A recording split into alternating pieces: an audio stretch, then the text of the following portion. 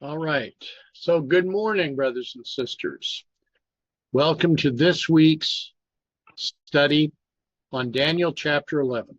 As we return to where we left off on Thursday, shall we ask our Heavenly Father for his guidance, for his blessing and his direction, so that we may more completely consider that which we are about to read. Shall we now ask for his watch, care, and guidance in prayer? Loving Father in heaven, we thank you for the many blessings that you are providing. We thank you for your directions, your admonitions, and for all that you are showing us for us at this time. May your Spirit open our minds. May your angels watch over us. As we meet, as we study, as we discuss these verses, help us now. May your will be done. May we follow it in the path that you would set before us. Forgive us of our sins. Help us now, so that our minds may become enlightened. Direct us to this end. For this we thank you, and this we praise you in Jesus' name. Amen. Now, we were leaving off here at about verse 5. And the king of the south shall be strong, and one of his princes, and he shall be strong above him, and have dominion, and his dominion shall be a great dominion. Now, as we've covered this before, we're recognizing that the king of the south is being denominated here, and the king of the south shall be one of the princes of the Grecian Empire, just as the king of the north is one of the princes of the Grecian Empire. And he, the king of the south, shall be strong above the king of the north, and shall have dominion, and his dominion shall be a great dominion. Now, can we apply it in this way, or should it be applied in a different way? Smith writes, the king of the north and the king of the south are many times referred to in the remaining portion of this chapter. It becomes therefore essential to an understanding of the prophecy to clearly identify these powers. When Alexander's empire was divided, it was divided toward the four winds of heaven, east, west, north, south. These divisions, of course, to be reckoned from the standpoint of Palestine. That division of the empire lying west of Palestine would thus constitute the kingdom of the west, that lying east, the kingdom of the east, that lying north, the kingdom of the north, and that lying south, the kingdom of the south. The divisions of Alexander's kingdom with respect to Palestine are situated as follows. Cassander had Greece and the adjacent countries, which lay to the west. Lysimachus had Thrace, which then included Asia Minor, and the countries lying on the Hellespont and the Bosporus, which lay to the north of Palestine. Ptolemy had Egypt and the neighboring countries, which lay to the south, and Seleucus had Syria and Babylon, which lay principally to the east. So, the way that... So, go ahead, please. So we talked about this on Thursday. So Seleucus would be the east, but he's going to conquer the north, so he becomes the king of the north, I guess is the way that Smith looks at this. But then, why is he called the king of the north? It could have been the king of the east and the king of the south. Right? There isn't the logic to it of why it ends up being the king of the north and the king of the south. So I was thinking about this and trying to figure out, okay, exactly. Now we know we have the four directions of the compass, but we know that the king of the north, prior to Daniel, is Babylon and Assyria are considered the king of the north, right? Correct. And that's because they approach Israel from the north. So I would think the reason why it's the king of the north and the king of the south is just those are the two directions from which the principal enemies are described as coming from. So and we know that he's setting this up for Daniel 11, verse 40. That's where he's going to pull this card out for that. But yeah, I don't know if the logic really even follows. I mean, obviously we know that it changes to spiritual when we get to Daniel, before we get to Daniel 11:40. yeah, I don't know if there's a logic here that I'd never really thought about before. Because he doesn't have this in the book, Thoughts on Daniel, just in this original publication that he describes this detail. So yeah, I don't, because I never thought about this before, right? I mean, we just sort of, I would always just think, well, Seleucus must have been the king of the north, but he's going to conquer the northern kingdom, but he's going to also conquer the western kingdom as well, right? All right. Because, I mean, he's, according to what he has here, Seleucus has the east, Syria, Babylon. But Babylon we would think of as the king of the north. But he's going to conquer the north, according to how he describes this here. So he's going to describe countries lying on the Hellespont and Bosphorus. And then he's also going to, see here, what does he have? And then he's going to conquer Greece.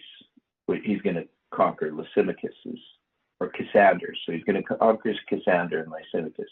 Doesn't quite happen exactly that way, but he's going to conquer that territory ultimately.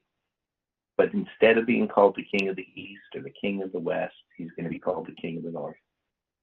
So I don't think that that's the reason why. His reasoning is faulty here. I would agree. I mean, if we look at a map, a true map of what's going on, it's, for me, very interesting because west of Israel, what do you have? West of Israel? Yeah. Well, you got the Mediterranean. And when we go east of Israel, we have Syria, we have Jordan.